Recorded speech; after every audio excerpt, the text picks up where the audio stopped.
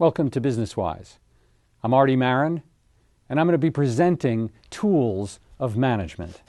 BusinessWise is a show dedicated to providing you with tools, effective tools, to better manage your business and your life. These tools were developed by philosopher and educator L. Ron Hubbard.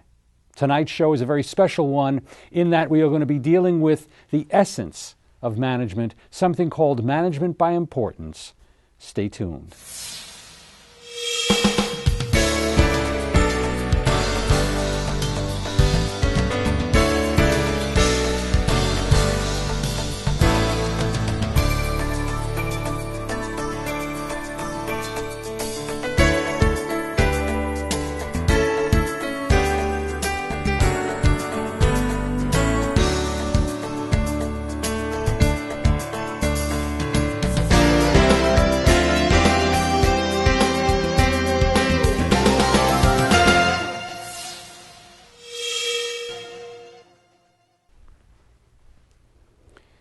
There are tools of management.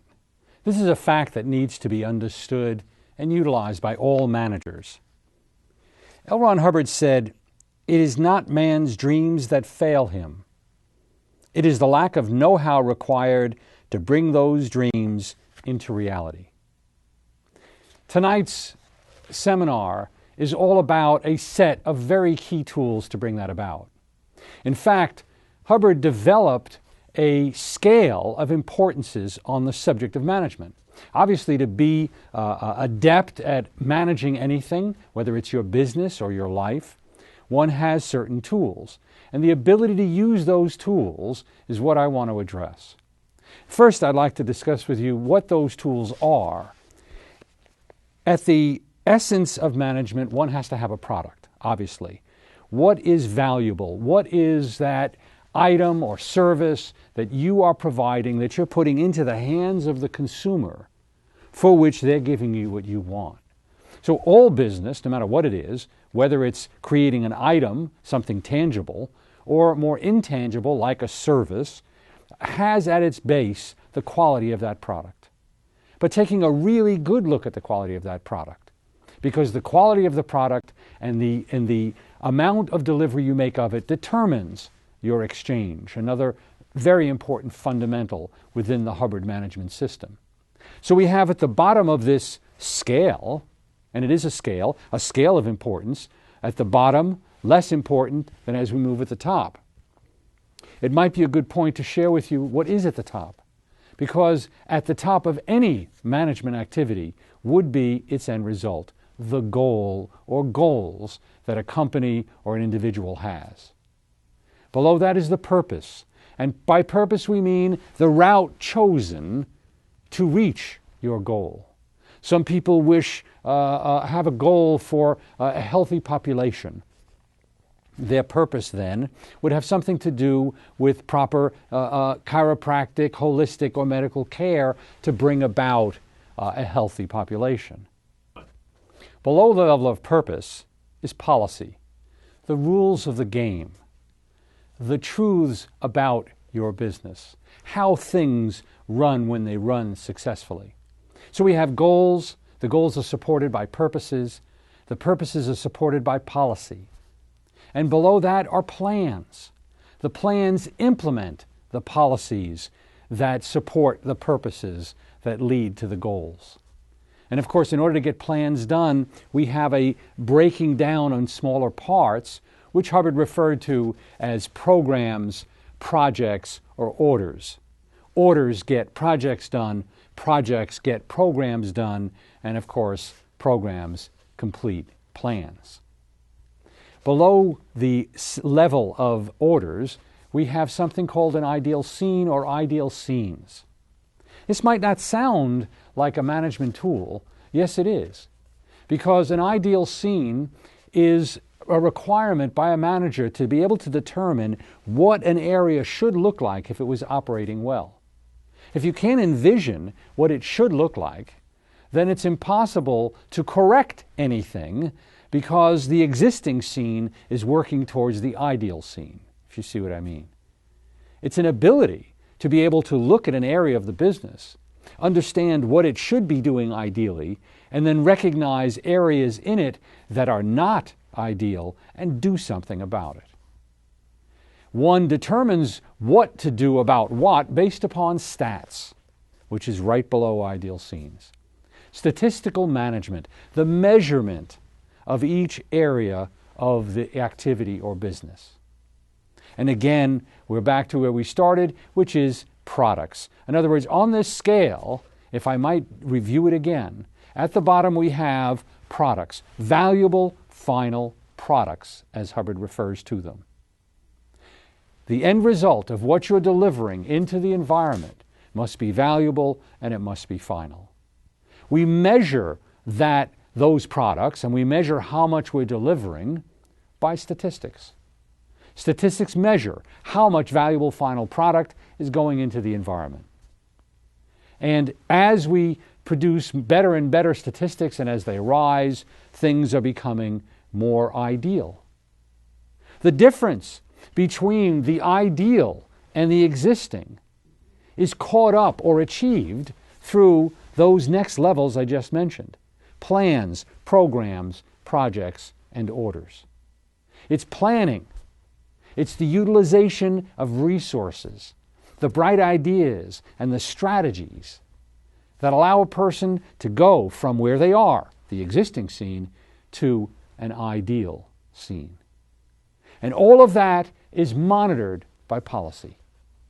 All of that is monitored by how things work when they work well. What has worked in the past that'll work tomorrow? That becomes policy. And policy has another function, which is to support purpose.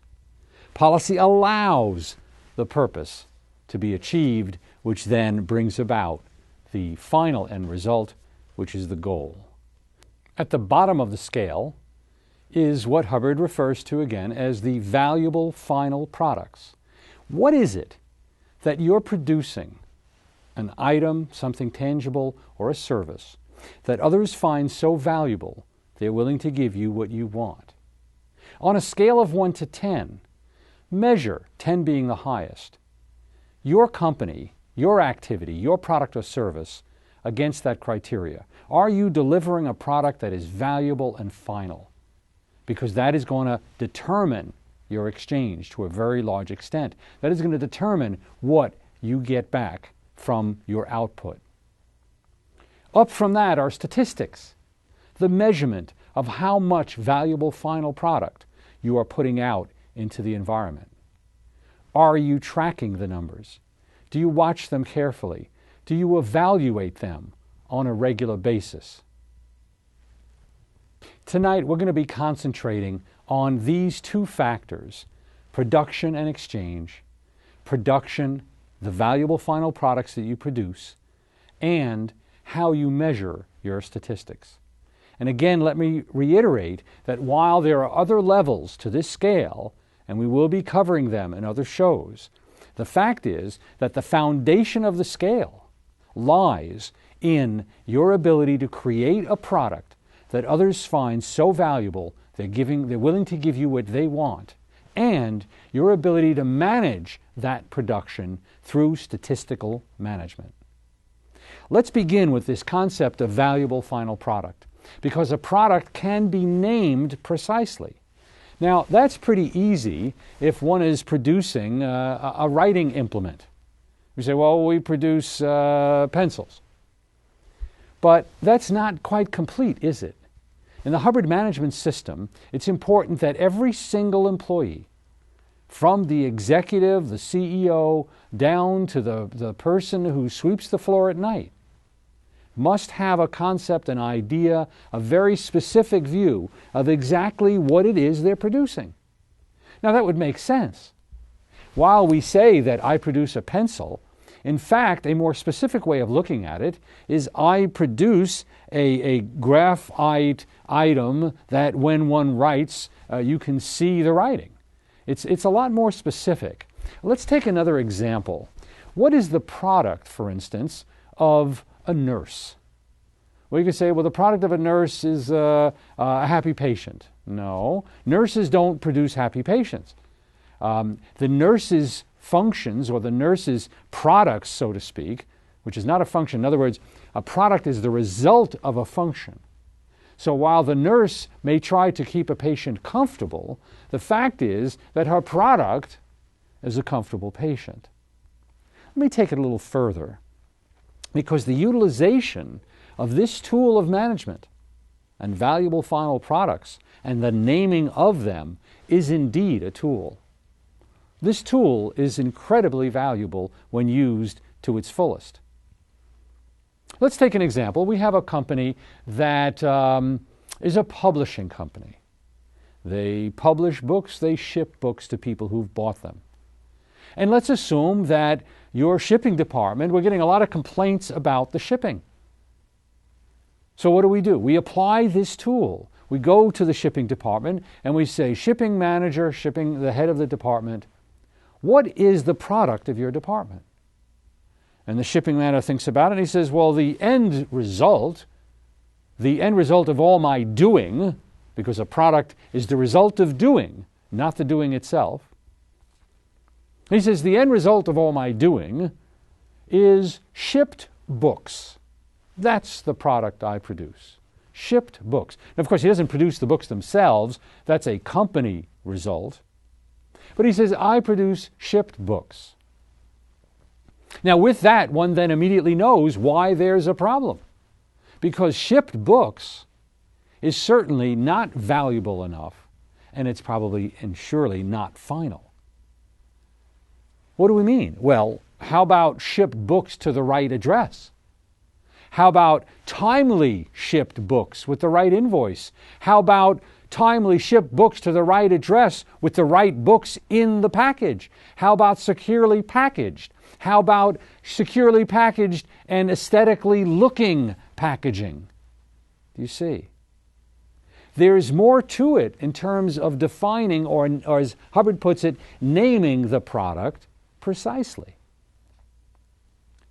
So now the shipping clerk or the shipping manager has a much broader view. He's saying, well, wait a minute. In other words, what I produce on a regular, constant basis are timely shipped books to the correct address, aesthetically packaged and secure, that arrive at their destination with the right order. That's what I'm paid for, nothing less. Wow, okay. Well, in order to do that, I'm going to need, I've not been doing that.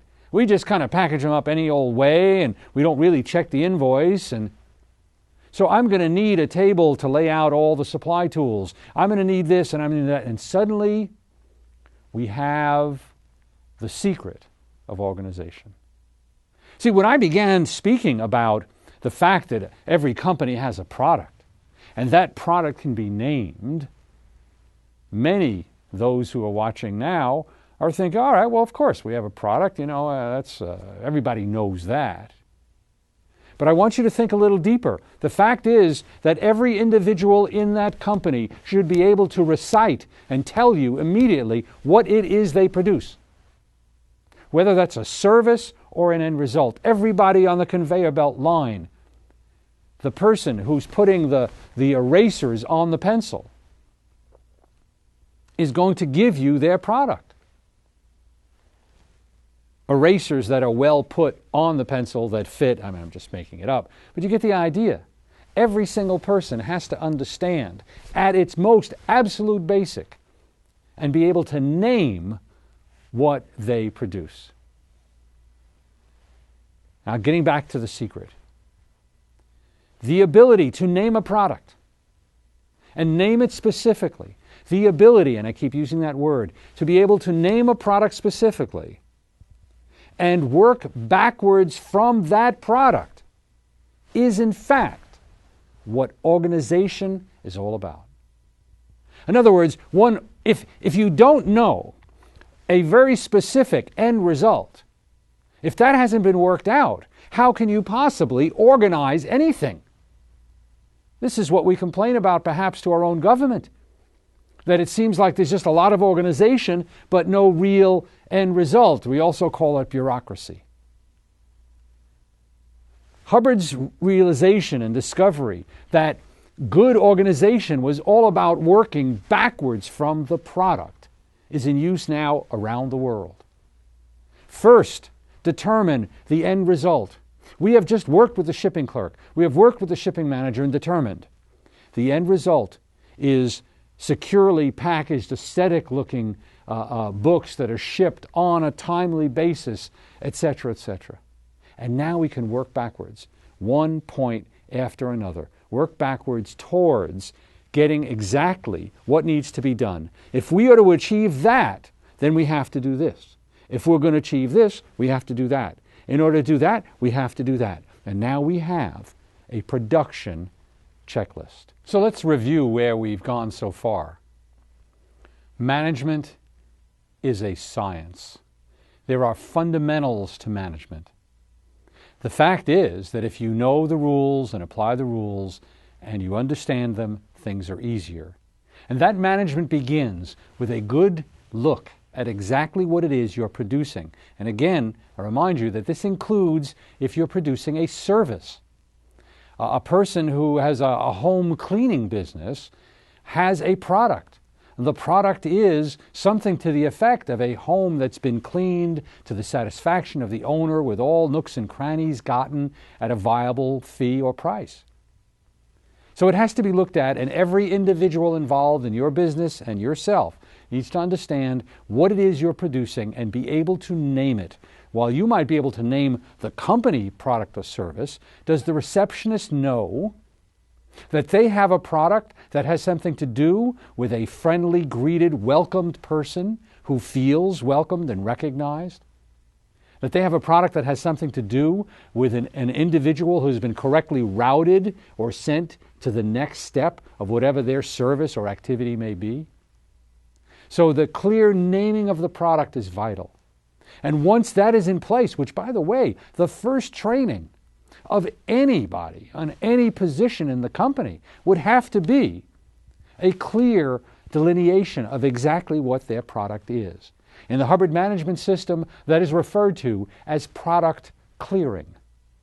Making sure there's a clarity of exactly what that person is producing and the sub-products that are necessary to bring about that product.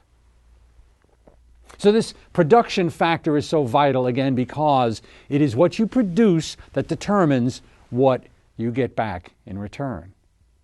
Hubbard has 4 conditions for this, or what we refer to as the conditions of exchange. 4 conditions of exchange. The first, rip-off, which is hardly exchange at all. You had it, now I got it. There's no production and exchange. Criminals do that. Criminals have rip-off as their only product because they cannot confront the time, the energy it takes to produce a product, get it into the hands of the consumer, and get an exchange for a valuable. But exchange is such a basic fundamental law that you can't get away with it. Eventually that criminal is busted, goes to jail, and pays back all the time he borrowed. In other words, it takes time and confront, so now they're going to pay back all that time and confront with interest. You don't escape it. Exchange is a very deep fundamental. So we have condition 1, exchange, very, very poor exchange, rip-off, fraud. Condition 2, exchange, incomplete exchange, perverted exchange. I ordered 10 blue pencils to arrive on Friday.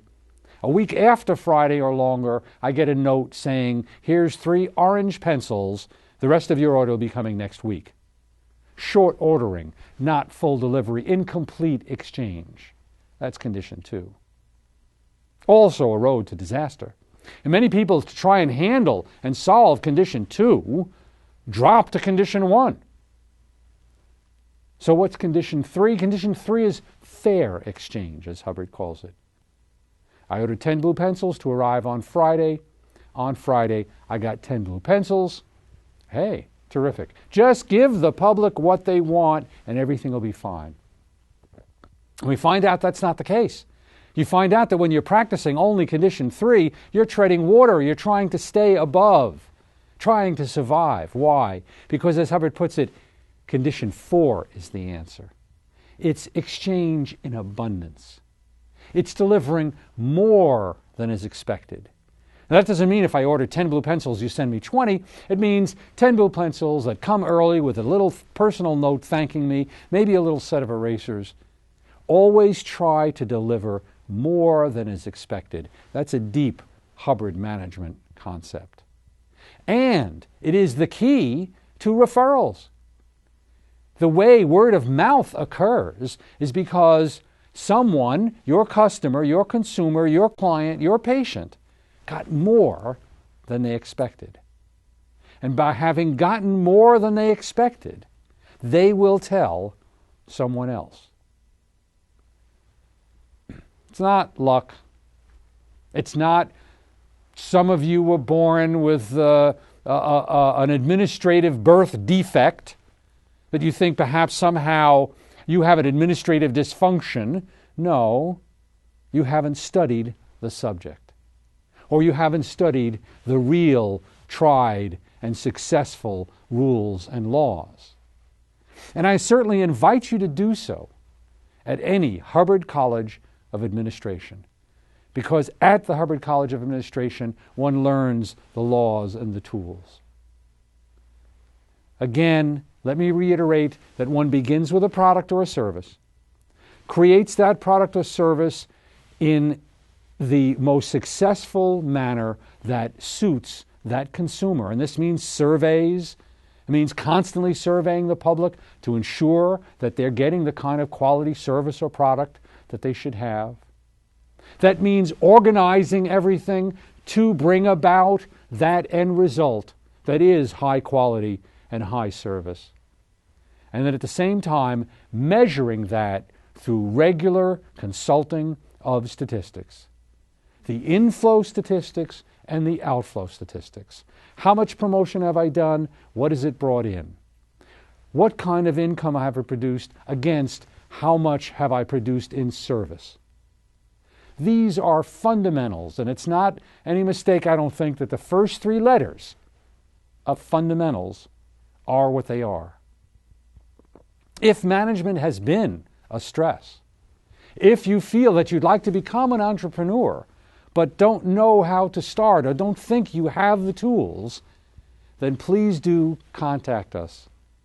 We have free booklets to provide you, in fact, that are tools of the workplace that'll give you background and data and ways to get started.